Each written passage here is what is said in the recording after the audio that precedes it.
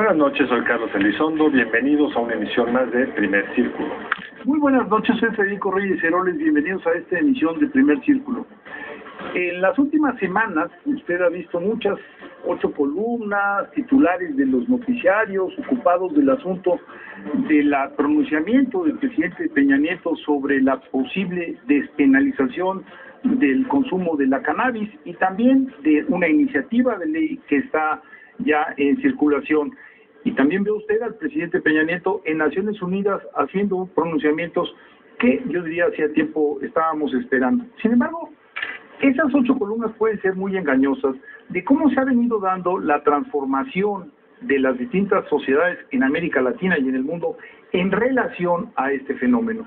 No somos el único país que está encarando el problema, ha habido otros países que han tenido experiencias exitosas, que también han enfrentado problemas, y para hablar de esas vicisitudes y esos logros, de cómo se ve la perspectiva global en el tratamiento de este asunto, es que hemos invitado a Lisa Sánchez. Lisa Sánchez es especialista en estos temas y es una activista, diría yo, muy comprometida con estas cuestiones. Y antes que nada, Lisa, muy buenas noches. Buenas noches, ¿cómo están? Bien, ¿nos podrías decir rápidamente en dónde andas, qué instituciones están detrás? Claro. Bueno, mira, yo soy directora de Política de Drogas de México Unido contra la Delincuencia, que ustedes saben es una organización mexicana con 19 años de trayectoria en seguridad ciudadana y 5 años más o menos tratando el tema de política de drogas.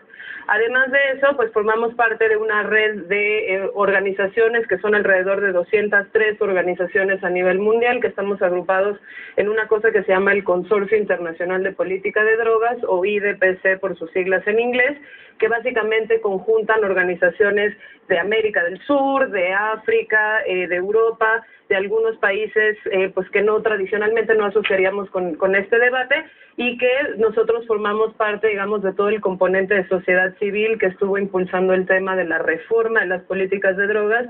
Tanto lo hacemos a nivel nacional como a nivel regional, hemisférico e internacional, y estuvimos presentes en el componente del Civil Society Task Force de esta UNGAS o de esta sesión especial de la ONU sobre el tema.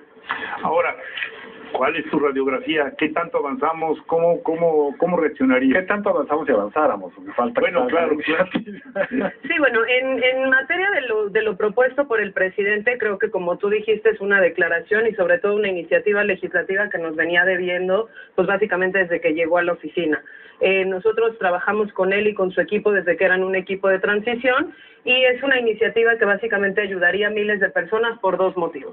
El primero, porque lo que implica es una despenalización de la posesión de cannabis hasta 28 gramos, es lo más cercano a la onza, que es, digamos, la experiencia estadounidense, con el objetivo de que las policías, cuando refieren a una persona por tráfico de drogas, tengan un piso a partir del cual saber que la persona que está poseyendo esta sustancia controlada no necesariamente es un criminal, y entonces tengan que demostrar la intención.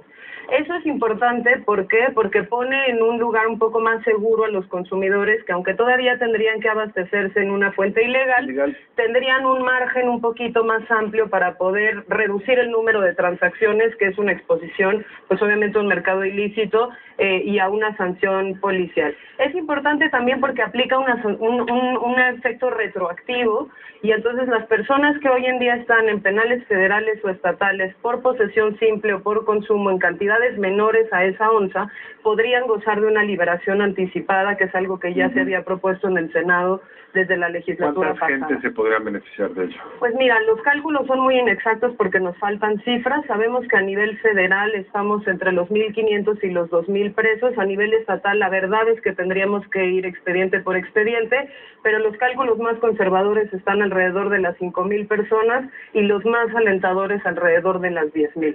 Hubo números de 40,000 que se repitieron, esos son fantásticos. Mira, los de 40,000, la verdad es que nosotros no pondríamos el umbral tan arriba, pero pues si puedes beneficiar a un promedio de 12,000 presos en cuestiones federales y estatales, sería muchísimo, tomando en cuenta lo que además a la gente le cuesta en impuestos mantener esa población carcelaria. Y el siguiente elemento de la iniciativa del presidente es el tema medicinal. Es poder autorizar, reconocerle un valor terapéutico medicinal a la cannabis para que muchos pacientes puedan acceder a ellas. Y ahí sí tenemos números muchísimo más altos. Tenemos que las prevalencias alrededor de las, por ejemplo, padecimientos como epilepsias refractarias, que son resistentes a los tratamientos, andan entre los 150,000 y los 350,000 pacientes, que, a ver, ahí tendríamos que meter la salvedad, no todos necesariamente serían tratables con este tipo de cannabinoides, pero muchos de ellos. Tú lo ves mejor que yo. En Estados Unidos y en Canadá, o en las entidades en Estados Unidos y en Canadá donde se ha iniciado por la legalización del consumo médico, la verdad acaba siendo simplemente un trámite. Basta decir me duele la cabeza y el médico te receta el cannabis. Dependiendo del modelo regulatorio. En Estados Unidos tienes razón que pasa que prácticamente con cualquier excusa uno puede acceder al mercado medicinal, sobre todo en estados como California, donde la regulación es relativamente laxa. Sin embargo, hay otros en donde no tanto. ¿Y por qué pasa esto? Pasa esto porque lo que no se levanta es la restricción de prescribir. Y esto sería muy importante decirlo, en la legislación mexicana sí se levantaría eso. Entonces, hoy por hoy los médicos en Estados Unidos no te pueden prescribir necesariamente los medicamentos y las dosis, sino que te recomiendan que asistas a un dispensario y con esas recomendaciones que vas y te abasteces. Aquí la idea sería que pudiéramos nosotros no solo importar medicamentos a base de cannabinoides, sino que también pudiéramos habilitar una industria nacional que haga sobre todo investigación y desarrollo de productos. ¿Cuántos países, retomando la pregunta inicial de Federico, cuántos países hoy tienen un régimen relativamente laxo en posesión, 28 gramos o alrededor de una cierta liberalización para fines médicos? Mira, estamos hablando de alrededor de 32 jurisdicciones alrededor del mundo. Hablamos de jurisdicciones porque hay países como Estados Unidos en donde este tipo de políticas se hacen a nivel estatal o se hacen a nivel o de los cantones o de los ayuntamientos.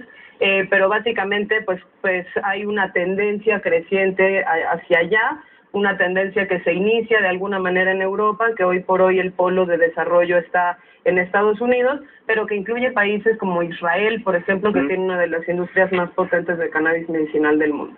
¿Y cuántos ya llegaron al otro nivel? Que es decir, no obligues al consumidor a irse a un mercado ilegal, sino regula como tantas otras industrias, la industria del cannabis, como es el caso del estado de Colorado, por ejemplo. Pues ahí estaríamos hablando de 3 países y lo interesante es que son 3 experiencias bien distintas. Uruguay es el único país que de manera nacional ha avanzado a la regulación legal del cannabis para todos sus usos, desde lo industrial, lo cosmético, lo medicinal y lo personal, el uso personal. Es el único país que además tiene distintas fuentes de abastecimiento, puede ser el cultivo en casa, los clubes sociales, puede ser a través de la dispensación en farmacias, y es un modelo, digamos, de mucho control estatal. El segundo es Holanda, que para el caso de los consumidores sí lo tiene perfectamente regulado. El consumidor se abastece en un coffee shop, que es una instancia segura y legal, aunque no se ha resuelto la parte de atrás, como es que el coffee shop se hace de la producción. Y el tercero es Estados Unidos, donde a nivel de los estados tiene 24 estados con marihuana medicinal y 5 estados con un régimen ya de aprovisionamiento personal, incluyendo el Distrito de Columbia. Ahora, ¿cómo te imaginas, tú que tienes toda esta lectura internacional, cómo te imaginas los próximos pasos? Porque, bueno, es evidente que vamos a tener que entrar a debatir sobre la producción y el abastecimiento. ¿Cómo, en tu experiencia, cómo te imaginas que será esto? Pues mira, yo me imagino lo primero decirle al público que esta es una tendencia que va avanzando, que incluso con esta sesión de la Asamblea General que tuvimos este pasado abril, se demostró una vez más que ya hay muy pocas personas que defienden la prohibición como opción política, pero obviamente no va a ser sencillo. Y no va a ser sencillo por varios motivos. El primero es porque hay muchos intereses detrás, digamos, de la aplicación de la ley en materia de control de delincuencia organizada y narcotráfico, entonces esas resistencias será difícil desactivarlas. Lo segundo es porque a la cannabis se le exige algo que no se le exige a ningún otro medicamento de patente disponible en nuestras farmacias, que es un nivel de evidencia y de rigor y de probar que es 100% segura y que no tiene ningún efecto secundario, que básicamente a ningún medicamento se le exige. Y no se les exige porque los medicamentos muchas veces se permiten entrar en circulación y después se van retirando o modificando dependiendo de cómo se dé la evidencia y no del saque.